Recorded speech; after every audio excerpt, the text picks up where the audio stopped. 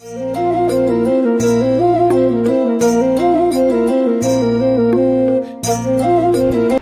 అందరికీ welcome back to my channel Suji's vlog. ఈరోజు మేము మానసాదేవి టెంపుల్కి అయితే వచ్చినాం. మా ఫ్యామిలీ అందరం కలిసి అయితే వచ్చినాం.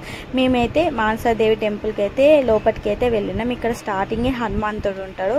ఇక్కడ హనుమాన్ని మనం దర్శించుకొని తర్వాత లోపలికి అయితే వెళ్ళాలి. లోపలైతే హనుమాన్ని మేము దర్శనం చేసి టెంపుల్ చుట్టుపక్కల మొత్తం చూసుకుంటే మాత్రం చాలా ప్రశాంతంగా అయితే ఉన్నది. ఒక తెలియని వైబ్ అయితే ఉన్నది నిజంగా.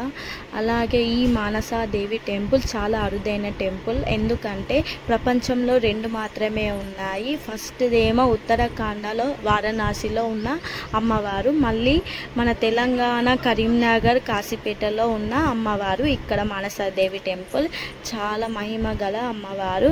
తప్పకుండా వచ్చి దర్శనం చేసుకోండి ఇక్కడ. అలాగే గుడి వెనకాలకి వెళ్తే మాత్రం ఇక్కడ మానసాదేవి విగ్రహం అయితే కనపడుతుంది. చాలా బాగుంటుంది ఈ ప్లేస్ అంతా.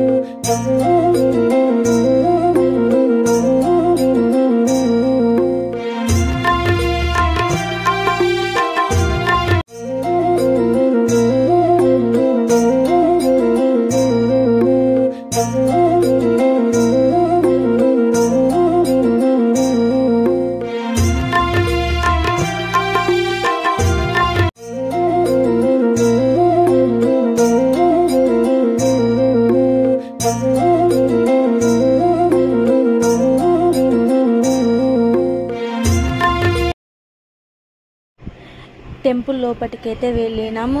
టెంపుల్ లోపలైతే చాలా ప్రశాంతంగా అయితే ఉన్నది. అలాగే చాలా మంది ఉన్నారు. మేము వెళ్ళిన రోజు ఆ రోజు శనివారం చాలా మంది ఉన్నారు.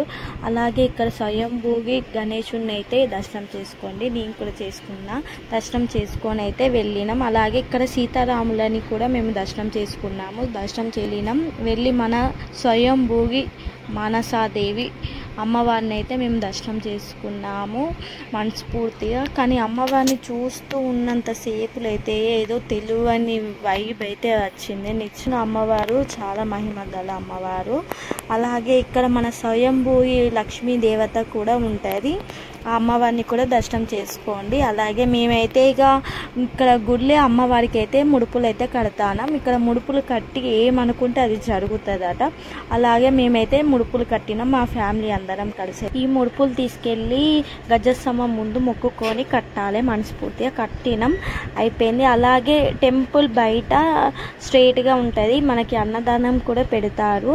తప్పకుండా మానసాదేవి టెంపుల్కి వచ్చి దర్శనం చేసుకోండి. చాలా మహిమ గల అమ్మవారు.